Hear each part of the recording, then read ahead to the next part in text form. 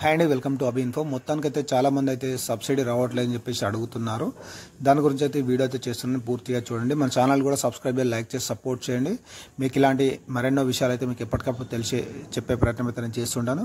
ఇక విషయంలోకి వస్తే, మహాలక్ష్మి స్కీమ్ కింద ఏదైతే ఈ 500 రూపాయలకు సిలిండరు ఇస్తున్నారో, అంటే దాదాపు అంటే మీరు ఏదైతే 850 రూపాయలు ఏదో సిలిండర్ ఉంది కాబట్టి ఆ సిలిండర్ అమౌంట్ పే చేసిన తర్వాత మీకు ఈ సిలిండరు ఈ 500 కట్ చేసుకొని మిగతాది మీకు బ్యాంక్ అకౌంట్లో వేస్తున్నారు కదా. అది చాలా మందికి అయితే ఒక సిలిండర్, అలా 2 సిలిండర్, 3 సిలిండర్లు, 4 సిలిండర్లను పడుతుంది తప్ప మిగతా తర్వాత బుక్ చేసుకున్న సిలిండర్లకు అయితే వాళ్ళకి సబ్సిడీ రావట్లేదు.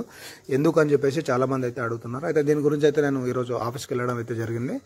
గ్యాస్ ఆఫీస్లో అడిగితే వాళ్ళు ఏం చెప్తున్నారంటే, ఏదైతే సబ్సిడీ ఉందో అది ఒక లిమిట్ సిలిండర్లకు మాత్రమే పెట్టారట అండి. అంటే గతంలో చూసుకున్నట్లయితే మీరు సంవత్సర కాలంలో ఎన్ని సిలిండర్ అయితే వాడుకున్నారో దాని లెక్కలోకి తీసుకొని అందులో ఒక లిమిట్ అనేది తీసారనమాట. దాన్ని పట్టుకొని మీకు సిలిండర్లో ఏదైతే 500 ఉందో అదైతే ఇస్తున్నారు. ఎగ్జాంపుల్ చెప్పాలంటే, నేను గతంలో ఒక 10 సిలిండర్ అయితే తీసుకున్నాను గత సంవత్సరం, 2 సంవత్సరాల క్రితం నుంచి.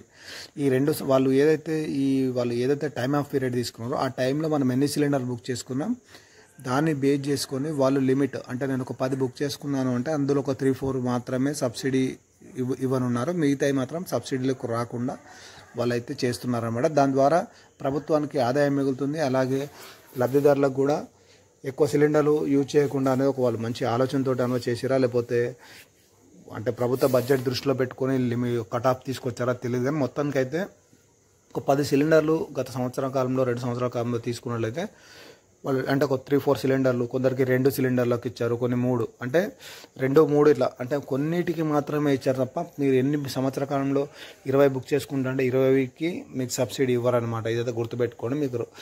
మీకు 2 సిలిండర్లకు, 3 సిలిండర్, 4 ఇట్లా కొన్ని సిలిండర్లకు మాత్రమే సబ్సిడీ ఇస్తున్నారు. వీటి తర్వాత మీకు సబ్సిడీ రాదు. మళ్ళీ నెక్స్ట్ ఇయర్ అంటే 2025 జనవరి నుంచి మళ్ళీ మీకు ఇయర్ స్టార్ట్ అవుతుంది కాబట్టి మళ్ళీ ఆ సంవత్సరం కాలం మీరు ఏదైతే సిలిండర్లు బుక్ చేసుకుంటారో దానికి సబ్సిడీ పడుతుంది తప్ప అది ఏవైతే మళ్ళీ లిమిట్ ఆఫ్ పీరియడ్ అంటే 2, 3, 4 ఇట్లా సిలిండర్లు ఏవైతే ఉంటాయో వాటికి మాత్రమే సబ్సిడీ వస్తుంది. ఆ తర్వాత బుక్ చేసుకున్న వాటికి సబ్సిడీ రాదు.